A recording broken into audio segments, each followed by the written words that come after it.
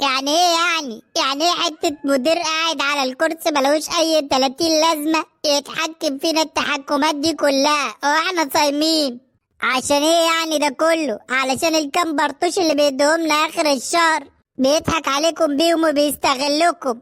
انتوا شوية عيال جبنة وموظفين ما عندكمش كرامة. اساس امم المدير عايزك جوه.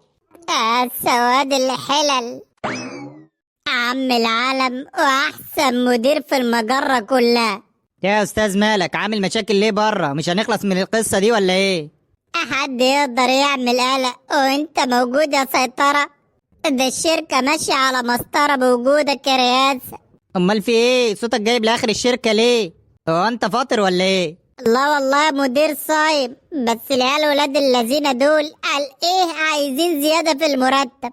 بيقولوا قال المرتب مش مكفي شهر رمضان، بس انا طبعا قمت بالواجب وكنت بأديهم وقلت لهم احنا شغالين في انزه شركة فيك يا شرق يا اوسط، ولو الظروف هتسمح اكيد المدير العسل بتاعنا مش هيبخل علينا. ده ابو النزاهة كلها. انت كداب يالا، ومع ذلك مبسوط علشان بتعرف تطبل حلو. لا ده انا عاجبك خالص يا سعادة المدير. برافو. من مواصفات على فكره الموظف المثالي انه بيعرف يطبل كويس. وانا في التطبيل ماليش مثيل. وانا بقى عايز التطبيل الحلو ده قدام الموظفين. ايوه بس ايه؟ يعني الدنيا، يعني ايه بقى؟ يعني الزملاء عارفين ان انا صاحب موقف وكده، فيعني الدنيا لو كده امشيها كده. ما انت كده برضه هتبقى صاحب موقف. ما موقف عن موقف بيفرق يا كبير، ولو الدنيا اضطرت نطريها. مش انت على طول بتقول ان انت القدوة بتاعتهم وهم بيعتبروك المثل الاعلى؟ ايوه علشان انا الصوت بتاعهم ودايما معترض وبعبر على اللي هم مش عارفين يعبروا عنه.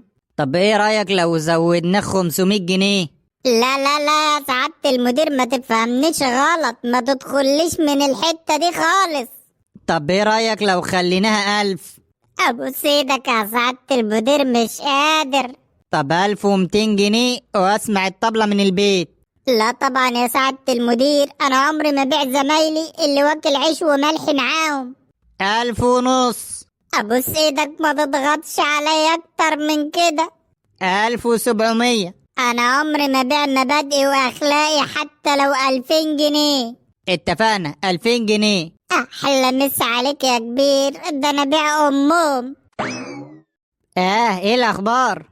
اخبار ايه وارام ايه؟ ركز في شغلك يا حبيبي وحلل اللقمة اللي بتاخدها، وقالك من الراجل طيب وغلبان هتستهفئوه. ده انتوا لو في شركة تانية ولا مدير تاني كان رفدكم من اول يوم. ده انتوا موظفين ما عندكمش بربع جنيه ضمير.